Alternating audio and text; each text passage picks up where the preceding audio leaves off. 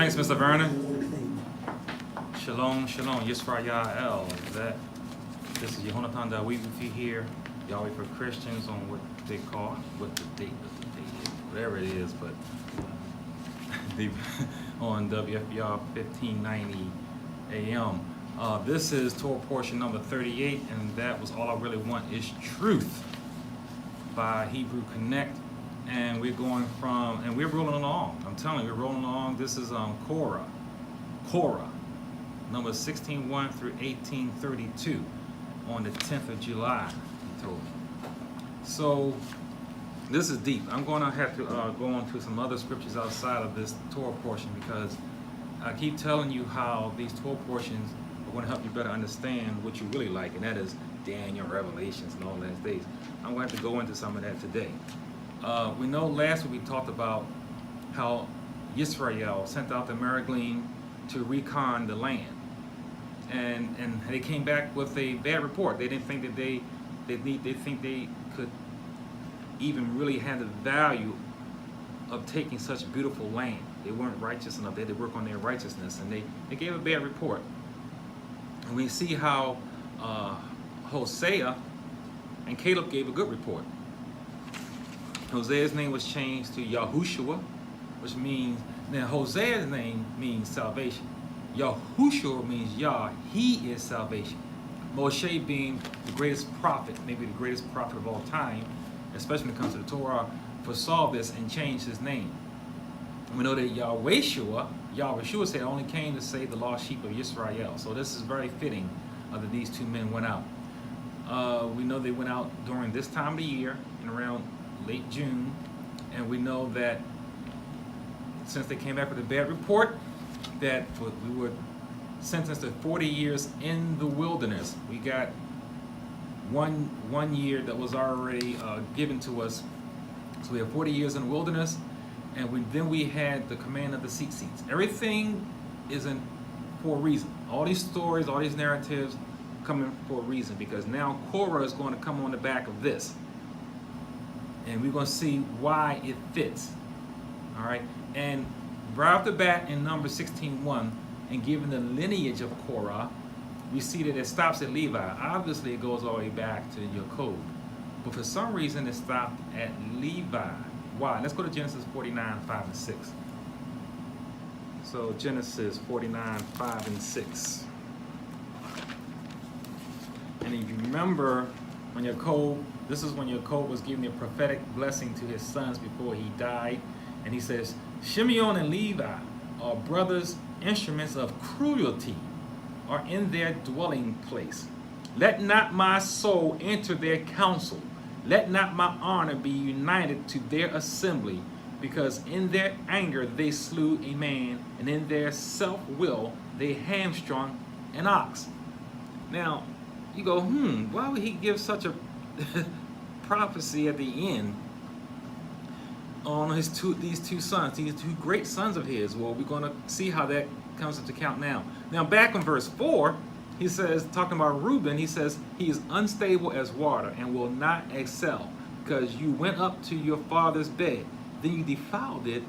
He went up to my couch. See, so now what do we have? Fast forward to this Torah portion. Who lined up with Korah but the sons of Reuben? Okay, so you had these two coming together, and Jacob being one of the greatest prophets of all time, definitely and the greatest genetic prophet in terms of understanding the genetics of the covenant, foresaw this.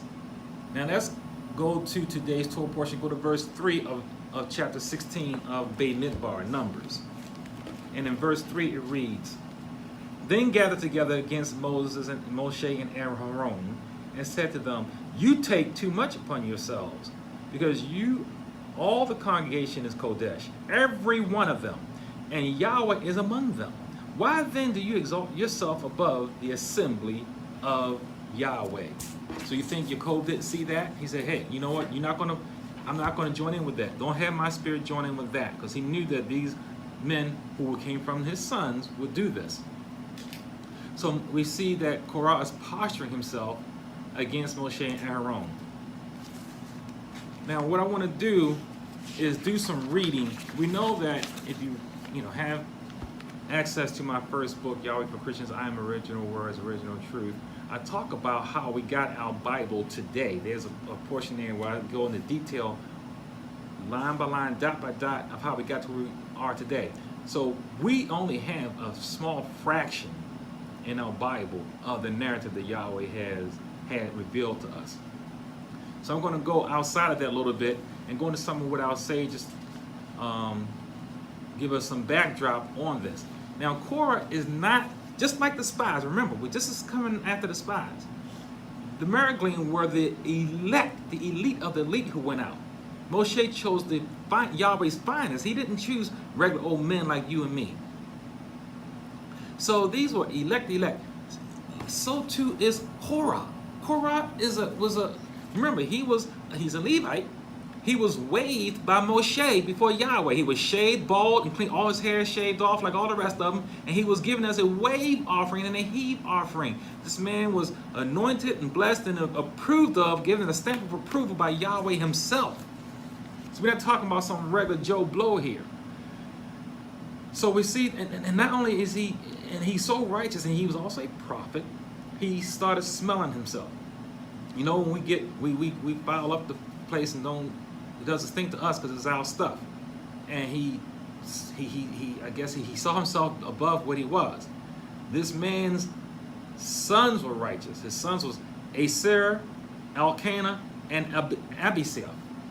Now, in Exodus 6:24, we're given the list of his sons. These were 3 righteous sons. And from them, we know we get their sons, and their sons wrote a big portion of the Psalms. The songs of Korah, his sons. And their sons, I'm going to read 2 of them, some of the most righteous, 29%. And I did the math on this. 29% of the Psalms come from the Korathites. And I got, I think, 11 of them here, or 13 of them here listed here. Psalm 42, 44, 45, 46, 47, 48, 49, 84, 85, 87, and 88 are among them. I want to read 2 of them because they're so deep and powerful.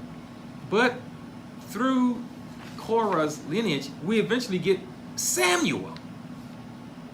Samuel came from his second son, Elkanah. You can go to 1 Chronicles 6:22 to 27. 1 Chronicles 6:22 to 27 to see how Samuel comes from out of the line of Korah. So when Korah was given his judgment, his sons, now you go to Numbers 26 and 11, you see that his sons was not killed. They were already grown by this time, had their own houses, did not unite with their father. So his line was not ended. Though he perished, we know how the story goes, he perishes. His 3 sons, Aser, Elkanah, and Abiasaph, you go to Numbers 26:11, you see they were not destroyed. All right, they were not destroyed. So they're so righteous, they end up, their lineage ends up writing a lot of the Psalms. The greatest, these are like the Messianic Psalms. These Psalms had deep prophetic meaning into the future. I can do any one of them and take a whole hour easily on them. I do want to read 2 of them. Let me read Psalm 47. These Psalms are so powerful that I even committed them to memory. These 2 anyway, the ones I want to read. Psalm 47, this is about Yahweh's sovereignty. Oh, clap your hands, all you people. Shout to Elohim, the voice of triumph. For Yahweh Most High is awesome. He is a great king over all the earth. He will subdue the peoples under us and the nations under our feet. He will choose our inheritance for us, the excellence of Jacob, whom he loves. Selah. Think on that. The excellence of Jacob is who he's going to reserve. So that's the remnant. Elohim has gone out with a shout. Yahweh with the sound of a trumpet. Sing praise to Elohim. Sing praises. Sing praise to our King. Sing praises. Remember, one of their offices was to sing. These were great singers that came from Korah. For Elohim has gone out. Elohim is the king of all the earth. This is prophetic because he's not a king, never been a king of all the earth. This is talking about the millennial kingdom stuff. Sing praises with understanding, they say. This is not just emotional stuff. You're going to sing with wisdom and knowledge and understanding. Elohim reigns over the nations. Elohim sits on his Kodesh throne. The princes of the people have gathered together, the people of the mighty one of Abraham. Because the shields of the earth belong to Elohim, he is greatly exalted. This is a messianic psalm and delineates who is Yah's and who is not. This whole broadcast can be given just on that. How about Psalm 87? This is about Zion, the city of Elohim. His foundation is in the Kodesh mountains. Yahweh loves the gates of Zion more than all the dwellings of Yaakov. Glorious things are spoken of you, O city of Elohim. Selah. I will make mention of Rahab and Babylon to those who know me. Behold, O Philistia and Tyre with Ethiopia, this one was born there. And of Zion it will be said, this one and that one were born in her. And the Most High himself will establish her. Yahweh will record when he registers the peoples, this one was born there. Selah. Both the singers and the players on instruments say, all my springs are in you. Remember, these are songs sung, not just somebody like me reading it. And this is talking about how Yahweh knows each one of his people. He has it written down. He has it written down and recorded not only your name, but where you were born and where you came from. This comes from the seed of Korah, who is the object of this Torah portion and his rebellion. Now, going into rabbinical literature, we see that Korah is represented as a possessor of extraordinary wealth. He is the one who discovered one of the treasuries of Yusuf that was hidden in Egypt. Now, Yusuf was upright and honest. He did not hold one shekel from Pharaoh during the time of famine. And he had huge storehouses. Well, Korah found one of them. Remember, Israel was allowed to go ahead and raid Mizraim before they left. While they were in darkness and couldn't see anything, they were given full rights and permission to go ahead and take what they wanted. And man, did he and his household take. And they found one of the treasures of Yusuf. So just the keys alone of the treasuries formed a load of 300 donkeys. 300 to carry just partial amounts of his stuff. See, Korah was at that time, was the richest man on earth. The richest man on earth. And so he saw how he should have a higher ranking. He should have had at her own seat, at least. So because of his greed and him reaching beyond what was given to him, and he just misunderstood his point. I mean, his lot with Yahweh. His riches that he had gotten didn't come from heaven. It came from his own wisdom and looking, searching out and finding. He found that. He knew where to go to look for it because he had wisdom. He was a prophet. He prophesied. He knew that Samuel was going to come out of his genes. That's why he thought that in this rebellion he would come through. Remember, he went on through with the whole thing of offering of incense and all that. He thought he was going to come through because he knew Shemuel was going to come through him. So if Shemuel comes through him, he knew he couldn't die. Well, that wasn't true. He did, in fact, die, as we know. It was his sons who didn't die. So we see that we have a man here who was wise and a prophet, but this man was so powerful. You know what? He was one of those waved by Moshe. He was one of the ones who carried the sacred implements of the ark itself. Nevertheless, like we said, he was smelling himself and not realizing the lot that was given him. Do not overreach beyond what Yahweh has given you. Be the best at what Yahweh has given you. Now, this is going to lead to, remember, let me go to Jude 8. Speaking about Korah here, let's go to Jude 8. Jude 8.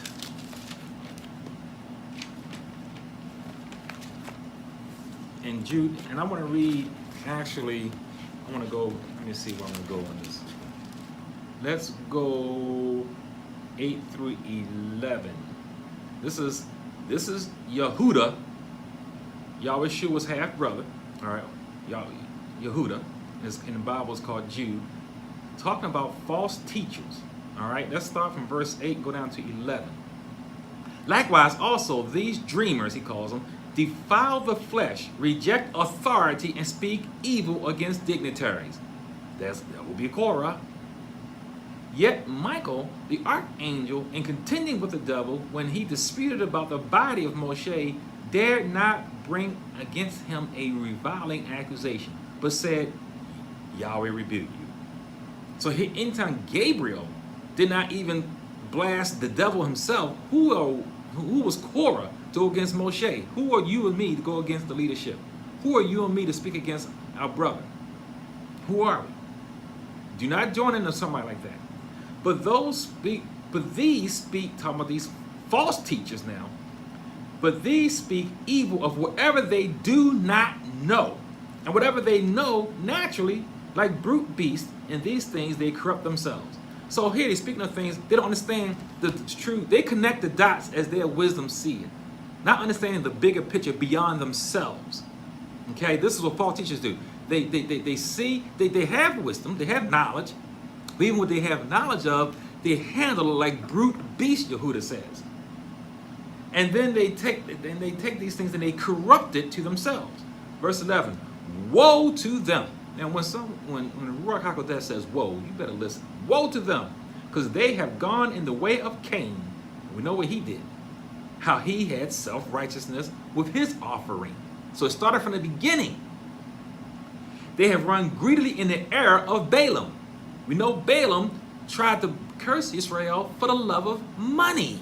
He was also a prophet, a great prophet, so great that whatever he said, it would happen. Which is why Yahweh wouldn't let him say the words of cursing out of his mouth, because then he would have to do it. That's how powerful of a prophet Balaam was. We're not talking about prophets who don't have power. Evil, demonic prophets do have power. We're going to talk about Balaam. I think it's the next Torah portion here, or the one after that. It's coming up. Because, and then he says, have ruined greedily in the error of Balaam for profit, and perished in the rebellion of Korah. That's three. That's a bad lineup. Cain, Balaam, and Korah. That's a bad lineup. You don't want to be in that lineup. You don't want to be put in that list. And these were I mean, you're talking about prophets here. We're talking about Balaam and Korah, who had done great things. Now, in this revolt, like I said, Korah saw himself, and his name means baldness and ice. Now we know, I don't know what his original name was, but apparently it was changed to Korah because after this incident. But we know that he was shaved completely bald, like all the Levites, because this was part of the vow, and they were waved before Yahweh. Now, of course, just like Haman, going back to the tent, going back home and running his mouth to his wife, and listening to the wife, a bad wife, he listened to her, who was envious of her husband's position under Moshe and under Aaron, and he took into that, and he fed into that, and he always gave her a report on whatever the lessons were that day. So he said, well, today, she asked, what did he teach you that day? He told us about the Tehillits. Remember, we talked about that last week. In your fringes, 4 corners are supposed to have a single strand of the blue strand from that special creature from the sea. It represents heaven and earth. And Yahweh is our creator of heaven and earth. We're supposed to remember that Yahweh is our creator. He created us, not we ourselves. We're supposed to, this is because we had a propensity to idolatry.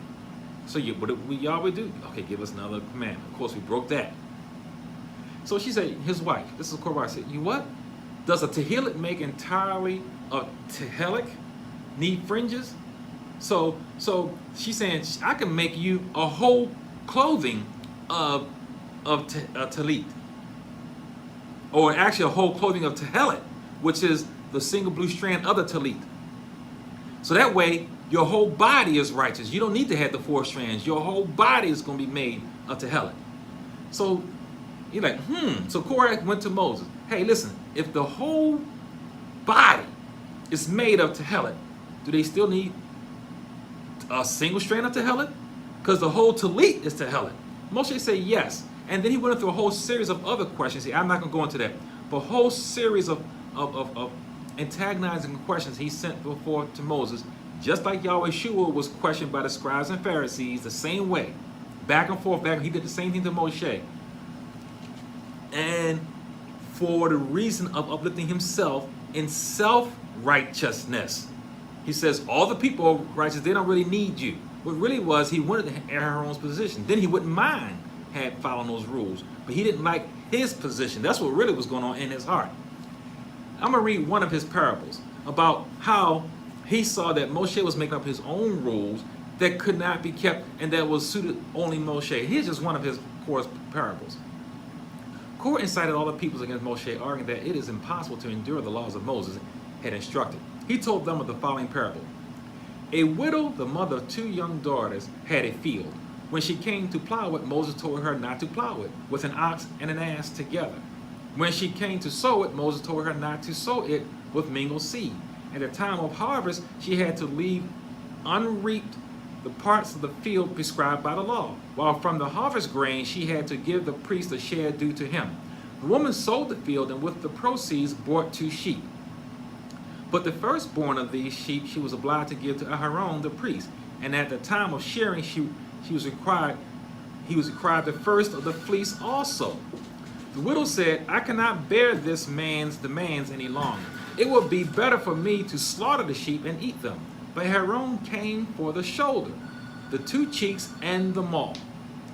The widow then vehemently cried out, if you persist in your demand, I declare them devoted to Yahweh. Aaron replied, in that case, the whole belongs to me. Whereupon he took away the meat, leaving the widow and her 2 daughters wholly unprovided for. See, he's showing how following all of these 613 that Moshe proposes leaves one with nothing. Remember, we're talking, this is a man who had 200 donkeys just to carry some of the largesse he got out of Egypt. Not all of it. The richest man on earth at that time, and a very wise man, with those 3 sons who end up birthing sons that end up writing 29%, based on my calculation, of the Psalms. So now we have a wise man saying that following these laws will put one in poverty. This makes me think about the rich young ruler who came to Yahweh and said, hey, I kept the 613. What else do I need to do? I kept 613. Yahweh says, you know what? Okay, you did? Well done. He didn't say it was not good to keep the 613. That was a good thing, keeping 613. He said, you lack one thing. And this is like talking to Korah. All right, good. All right, I like that parable, fine. You keep the whole 613, you lack one thing. Sell it all and follow me. Sell it all and follow me. And we know what the rich young ruler did. He turned away sorrowful because he had great Korah possessions.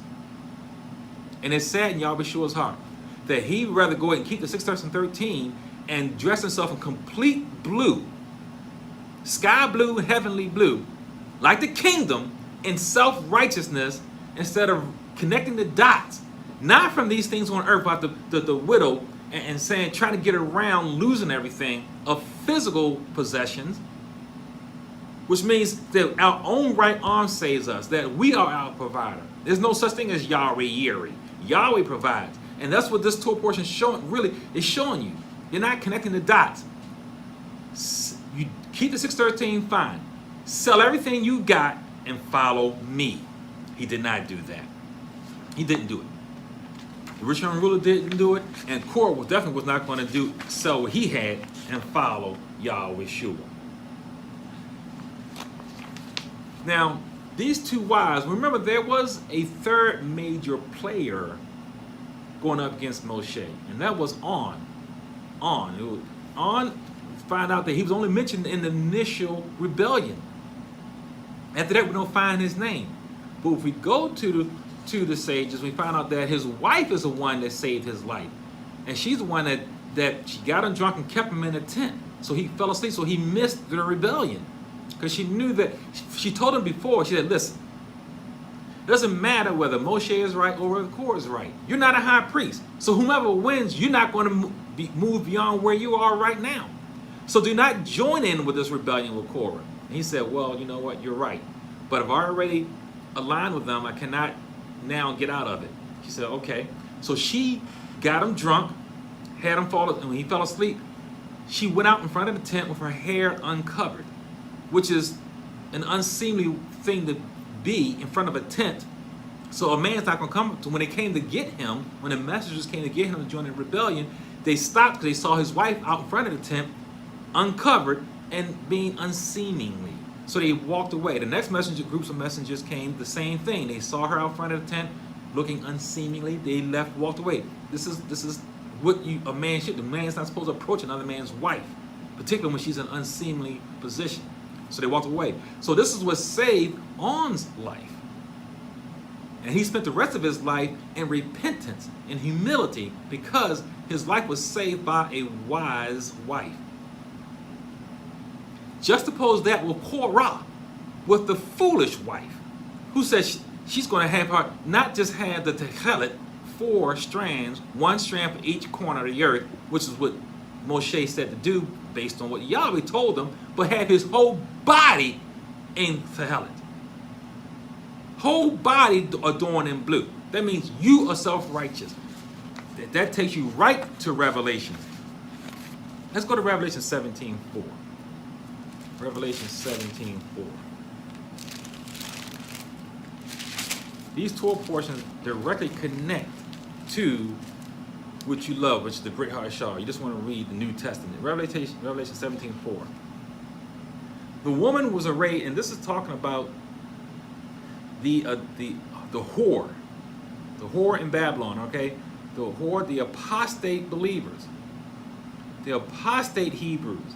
And I know your Bible says this is the apostate Christendom, but no, this is the wheat and the tares. This is something. Christendom does not look like the Hebrews.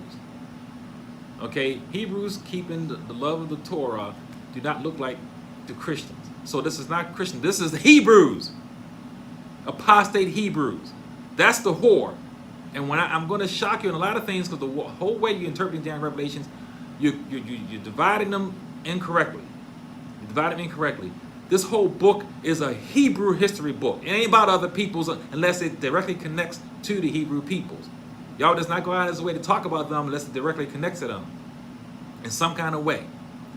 So we see this woman. She's arrayed in purple, just like Korah's wife had him, and scarlet, and adorned with gold and precious stones and pearls, having in her hand a golden cup full of the abominations of the filthiness of her fornication.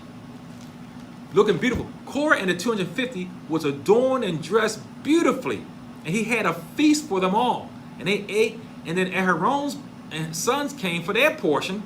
They said, nope, that's Moses' law. Yahweh didn't give those laws. That came from Moshe, and we ain't giving y'all. Y'all ain't got nothing coming. That's what Korah said. Y'all ain't got nothing coming. But we see how they turned out. They are dressed in their own self-righteousness, which is how Hasatan, when he comes out of his 1,000-year imprisonment, is going to have the entire world dressed in their self-righteousness to take the kingdom, to think to take the kingdom, because they think that they are righteous. This happened way back in the beginning in the garden with Hasatan approaching Mother Hawa in these same jewels, in this same covering his nakedness in the jewels east of Eden. Self-righteousness. Self-righteousness. Let's go on. How about further down? Revelations 19 and 8. Revelations 19 and 8. Talking about Torah portion number 38, Korah. Revelations 19 and 8. And this is the marriage of the Lamb. And contrast this with the Sadiq bride. And to her it was granted to be arrayed in fine linen, clean and bright, because the fine linen is the righteousness acts of the Kadashim. Their righteous acts, their righteous works that lead to their salvation, Yahweh Shua. Linen, which is what the whole outside gate of the Mishkan, the tent of meeting, was all linen. Remember? We talked about that. I spent like a whole month talking about the tent of meeting, the tent of witness, the Mishkan, which you call the temple. White linen on the outside perimeter. White linen, something simple. I have on a linen shirt now, a white linen shirt. White linen is the righteousness, not the jewels of the earth, not self-righteousness, not trying to take Yahweh's position, but just the regular righteous works that speak to Yahweh Shua. Let's go to Matthew 25. Matthew 25.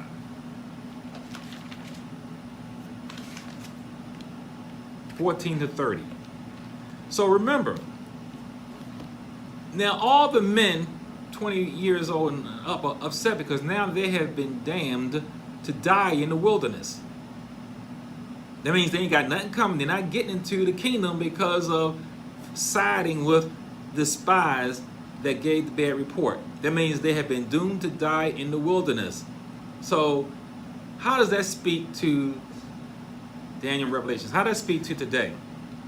Let's give you a parable here that we don't really quite get, and I'm going to give you some insight on it today. Matthew 25, 14 through 30. And it reads, this is the parable of the talents. For the kingdom of heaven, this is Yahweh Shua talking. For the kingdom of heaven is like a man traveling to a far country, who called his own servants and delivered his goods to them. And to one he gave 5 talents, to another 2, and to another 1, to each according to his own ability, and immediately he went on his journey. Now, he said he gave him to his own ability. Korah was given talents to his ability for his position as a Levite. He was given talents according to Aaron's position as a chief Cohen, Reading on.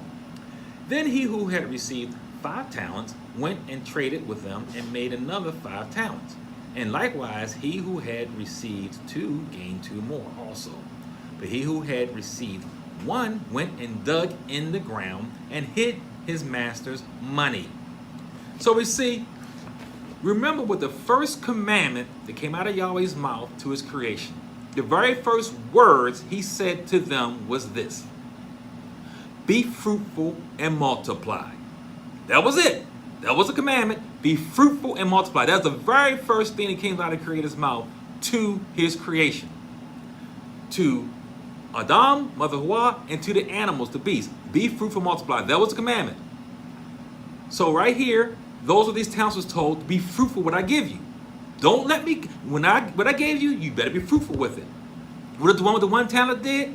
He did what the 2 wicked men did of Judah's sons when they had put their seed into the ground. It's a sin to self-masturbate and put your seed into the ground. Yahweh had those 2 men killed, remember, for wasting their seed into the ground. You don't waste your seed. The seed is, you're supposed to be fruitful and multiply with your seed.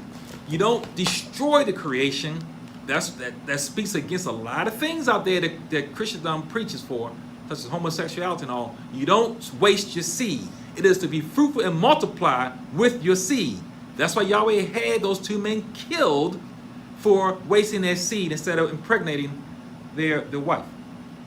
So what did this man do with the 1 talent? He dug it and put his seed into the ground.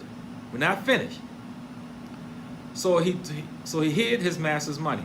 After a long time, the master of those servants came and settled accounts with them.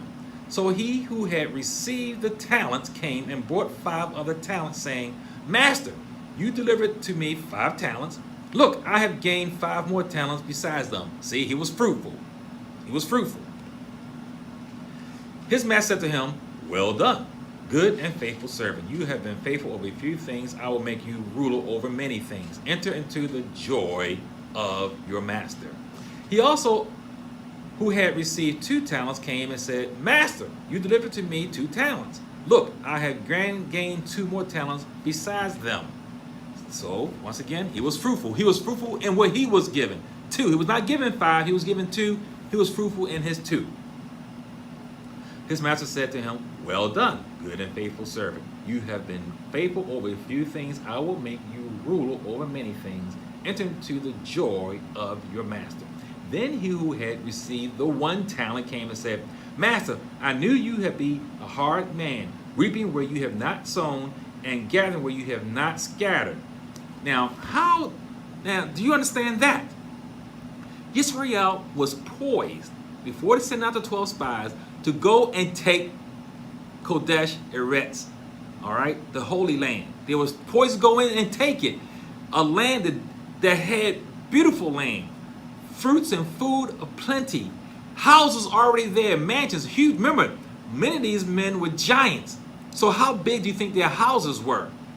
And Israel was going to come and inherit all this without really doing much work. Yes, they had to take the land, they had to fight for it, but they did not have to build houses. They had not dig cisterns. They didn't have to dig wells.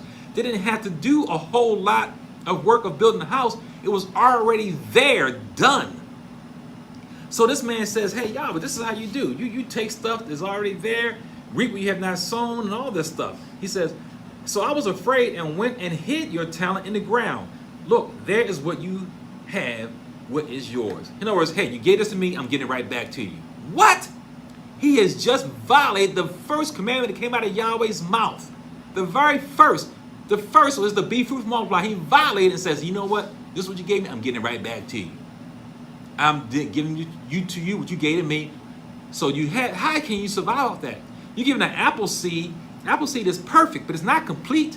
It's just there. You can eat it. You can eat apple seed, but you can't survive off of it. You'll do better by planting it, and with it, you grow a huge tree. You can do infinite with it. With infinite apples, with infinite seeds to be fruitful and populate the whole earth with one apple seed. But if you eat the one seed, you got nothing but death. Not being fruitful equals death. And that's why Yahweh says, be fruitful and multiply. This man with his one talent was death. So he says, but the master answered and said to him, you wicked and lazy servant. You knew that I reap where I have not sown and gather where I have not scattered seed. And that's what Israel was poised to do. To take the Holy Land and reap what they have not sown and gather where they have not seeded. That's what they was supposed to do, but they didn't do it, following the 10 of the 12 spies. So you ought to have deposited my money with the bankers, and at my coming I would have received back my own with interest. Therefore take the talent from him and give it to him who has 10 talents. For everyone who has more he will be given, and he who has abundance, for him that will be given does not have, even that what he has will be taken away. Now you got a deeper understanding of this parable and how it relates, connecting the dots to what's going on with Korah and our disobedience and our faithlessness. Now more detail, I'm gonna give you some more light on this thing about talents, because remember, they were destined to walk in the wilderness for the men at warring age without getting to the land. That means they still had to go ahead and keep all these laws and still, live and eat and drink and procreate. They could be passive aggressive, right? Say, no, why should we do this? We're not going to get the land. Why should we enrich the land? Here's the answer to that. Go to 1 Corinthians 3, 11 through 15. 1 Corinthians 3. Okay, here's another one that I want to enlighten Yisrael on. 1 Corinthians 3, 11 through 15. And it reads, and this is Shaul talking about the foundation of Yahweh Shua HaMashiach. The foundation. He is the foundation of everything that we're supposed to do. Of all your gifts and ministries and all that you do. Your reason for breathing. We should be standing on Yahweh Shua. Here we go. Read the whole chapter, but I'm just going to read 11 through 15. For no other foundation can anyone lay than that which is laid, which is Yahweh Shua HaMashiach. That means he's the foundation. We don't start nothing. We build off of him. He is the foundation, and we are his building. So we have to, brick by brick, line by line, precept upon precept, be built upon Yahweh Shua. If you're not built on him, you're built on sand. If you're built on Yahweh Shua, he is the rock, the solid rock, the cornerstone that the builders have rejected. Now, if anyone builds on this foundation with gold, see, the best you can build on the foundation of Yahweh Shua is gold. Silver, that's next, precious stones, wood, hay, straw. He gives the whole list of all the different talents and gifts we have that we can build on this, okay? He puts it in order, from highest to least. The highest is gold, the least is straw. Verse 13, each one's works will become clear, for the day, that's the day of Yahweh, Daniel Revelations, the day of Yahweh, the day will declare it, because it will be revealed by fire. It's going to be revealed by fire, okay? And the fire will test each one's work and what sort it is. If anyone's work which he has built on it endures, he will receive a reward. If anyone's works is burned, he will suffer loss, but he himself will be saved, yet so as through fire. So here we go, where we're going to talk about this in Revelation, talk about how the last days of persecution and all that. But it speaks to how persecution and enduring is going to reveal your character, reveal who you are, and reveal your works. Those who are married to Yahweh Shua have righteous works. They have the linen. Their works are righteous. Are you going to have straw, or are you going to have gold? When gold is burned, it's just going to purify even more. It's not going to go away. Silver is not going to go away. It's going to be purified. Precious stones will just be purified. But straw will burn up. Straw is going to go away. It'll be nothing left. If you build on Yahweh Shua with straw, you're going to have nothing. You must build in Yahweh Shua. This ministry, Yahweh for Christians, Yahweh for Christians. That's what it's all about. It's not about anything else. I don't give a flip. I do care, but I'm not going to waste my time anymore talking about the political landscape and all this stuff that y'all going about today. Tomorrow you're talking about something different. You're being bounced around like puppets on a string, being told what's important one week and next week something else is important. I went through that line by line about how on social media you can tell what you're being told to teach because the agenda has been given to you, and you like little dogs who follow whatever shiny thing comes from your face. You follow that. The next month you're given another thing. The next month another thing. And you're just bounced around. Not here. Not here. If you want to hear something different than Yahweh Shua, you need to go somewhere else. And most of you do. But you know what? Only a remnant's getting in. And let's talk about that. I'm going to read it this time. Ezekiel 20 and 38. I talked about it a lot. I'm going to read it today. Ezekiel 20:38. Because you always want to say you're 144,000 and Hebrews and black and all that stuff. You'll stop it. Stop it. You're not getting in. Ezekiel 20:38. And I don't care what kind of t-shirt and hat and mug you drink from and wear about all this fist and black. Stop it. I will purge the rebels from among you. What does fire do? It purges. It's going to burn out the rebels. Burn them out. And those who transgress against me, I will bring them out of the country where they live. So you're going to bring us out of Misraim, bring us out of Babylon, bring us out of Egypt, bring us out of bondage, bring us out of slavery. That's what he's going to do, right? But guess what? But they will not enter the land Yisrael. You ain't getting in. You ain't getting in being a rebel, trying to be Korah, trying to be more than what you was told to be, more than what he gave you. If he gave you one talent, be happy and thankful he gave you a talent and invest in that talent. And be fruitful in that talent, which is the first commandment given. And make sure it's built on Yahweh Shua, not on anything else. Not on any other ministry. Because only Yahweh Shua is going to make it through the fire. Only Yahweh Shua. He says, you're not going to enter the land. Then, at that point, when you see your buttocks on the outside, not on the inside, then you will know that I am Yahweh. Now, if you read Ezekiel, and in my first book, I got a whole chapter dedicated on this book. He says the sovereign Yahweh over 200 something times. That one book alone equals more than all the other books combined about saying I am the sovereign Yahweh. Because what he's saying is, if you don't understand who Yahweh is in here at this time, when you're in Babylon, you're not going to understand his son when you're out of Babylon. And that is the connecting the dots right here. That's the wisdom. Hear the wisdom I just gave you here. Here, while you in Babylon, if you don't get the name of Yahweh, you ain't going to even know who Yahweh Shua is, his son. Because there's no salvation in Yahweh's name. You ain't getting to the kingdom in Yahweh's name. You're getting in through his son's name. Korah didn't get it. Dara and Batham didn't get it. Nadab and Abihu didn't get it. All the rebels did not get it. They did not get it. And they thinking they're going to just come out of the slavery and then they earn their way into the Holy Land. That they are Kodesh people. You're not Kodesh of yourself. It don't matter how many tzitzits you wear. I don't know no matter how circumcised you are. It doesn't matter how much lamb you eat and leave the pork alone. You can eat all the pork you want and still be saved. if you didn't know about it. Not eating pork ain't gonna get you saved. There's a lot of people calling on the name of Jesus and eating pork going to be saved. A lot of them. There's going to be a lot of Hebrews wearing seats and eating lamb going to be lost. A lot of them. Because it ain't about the 613. It's about where your heart is with Yahweh Shua. Yahweh Shua. I am salvation. Yahweh, I am salvation. That's what it's about. And if it's not clicking now, it ain't going to click then. You can't get Yahweh's name. You're not going to... Who else is calling on Yahweh Shua? You're hearing it right here every week.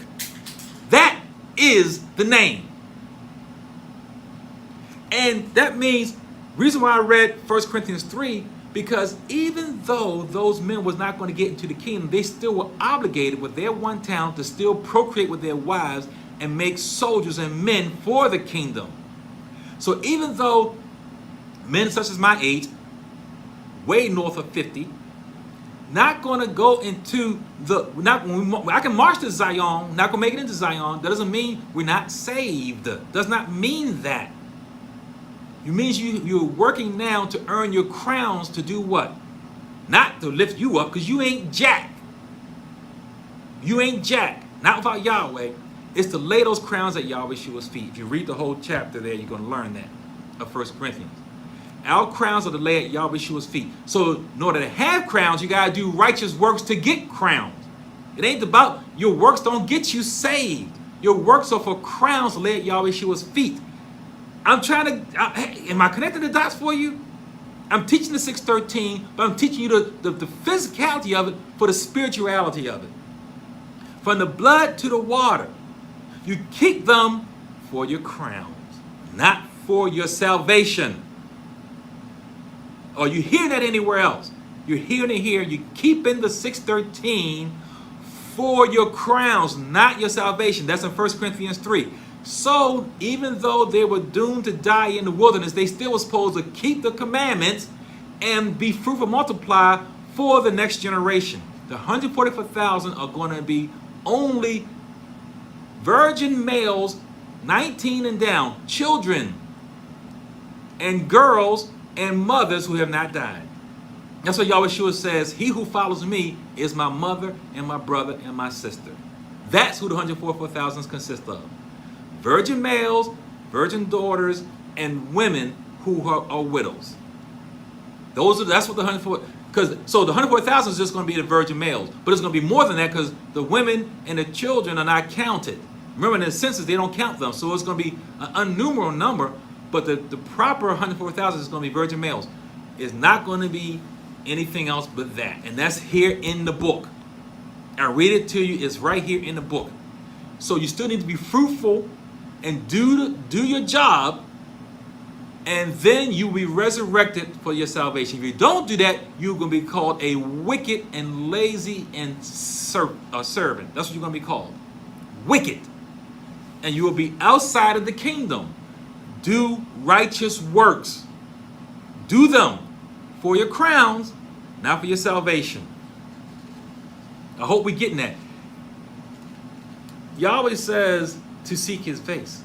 In Ezekiel 8:5, I'm not going to go there today, but Ezekiel 8:5 says that it talks about the image of jealousy. What was the image of jealousy? The image of jealousy that you're not getting in Daniel Revelations was the 613. Because Yahweh is jealous that you're going to try to keep that to be saved. And during the 1,000-year millennial reign, people are going to think they're righteous. They're going to have self-righteousness, think that they deserve to take the kingdom when it comes down. Because they've been righteous for 1,000 years, keeping the 613. You're not getting it. Yahweh says, seek my face. Seek my face. That's just to get you to me.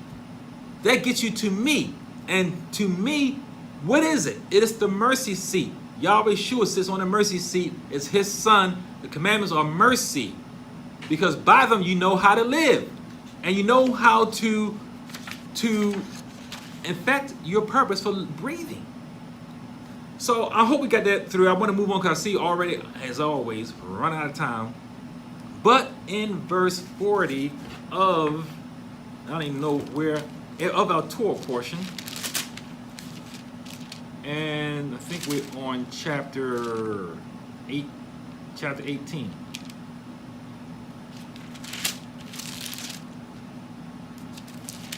And then we go to, it says that no outsider is to take Aaron's position, okay?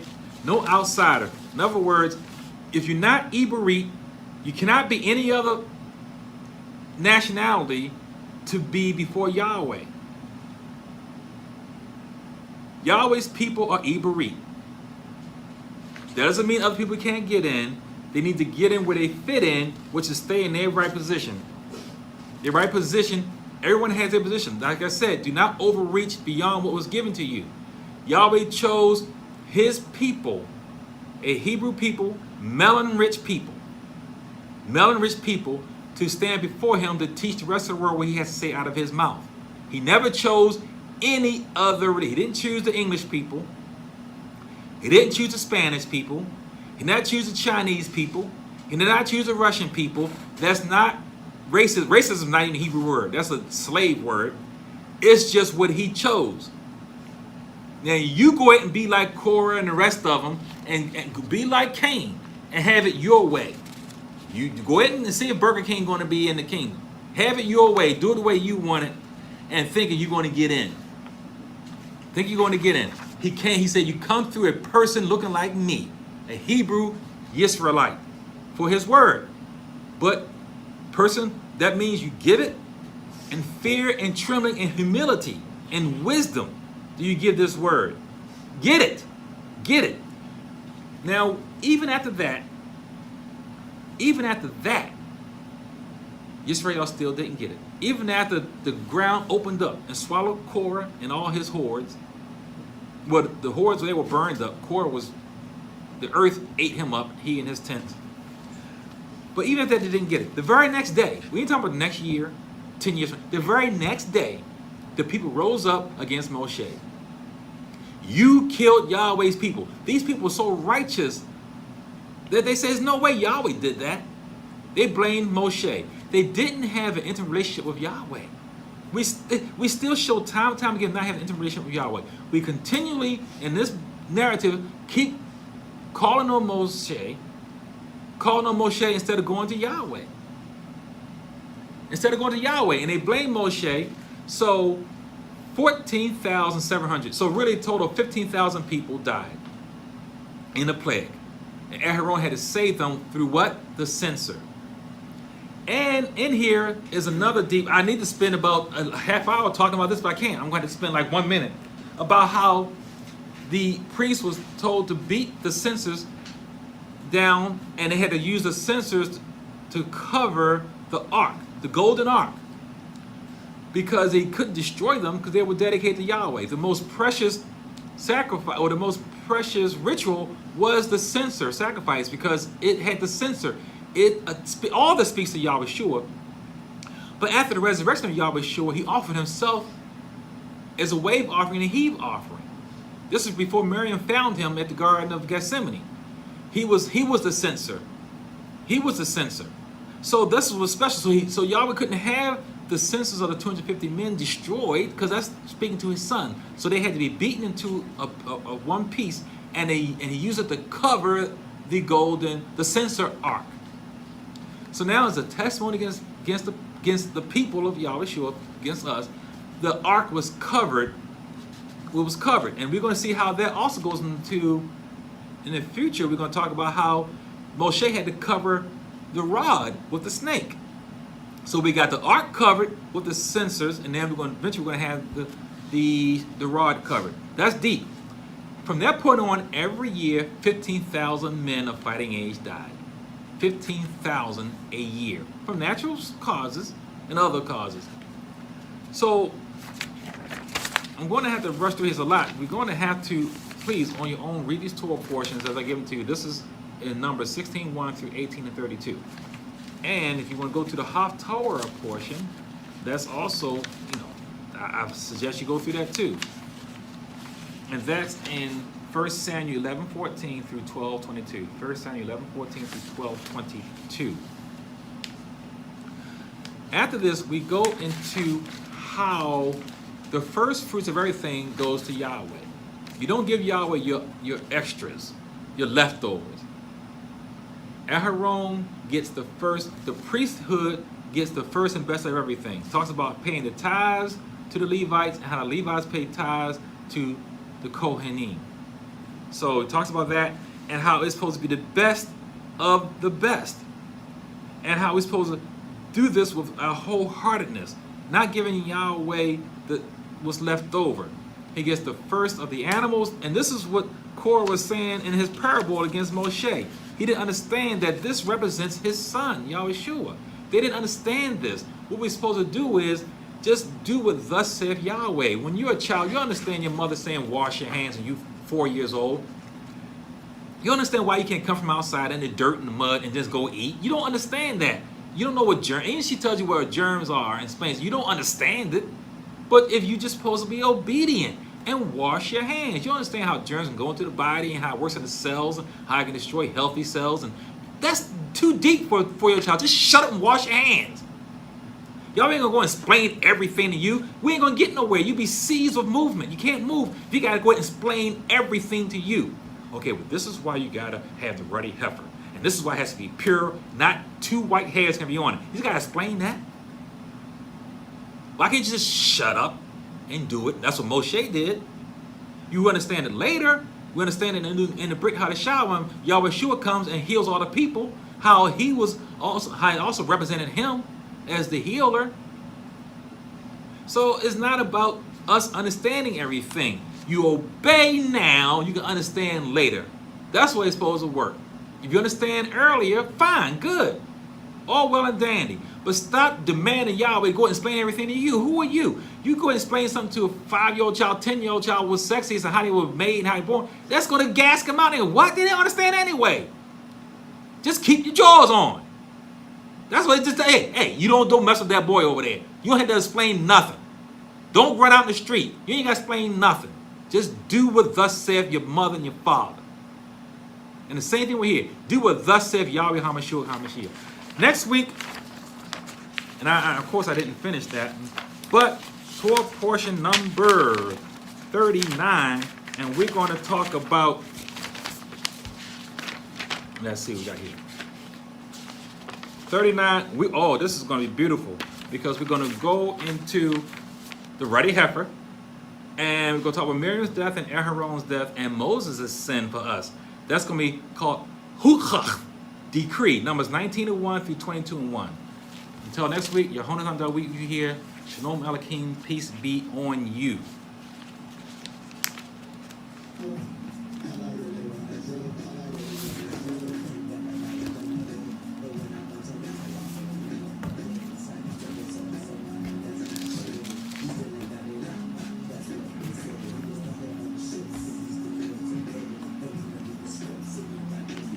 That's all bad.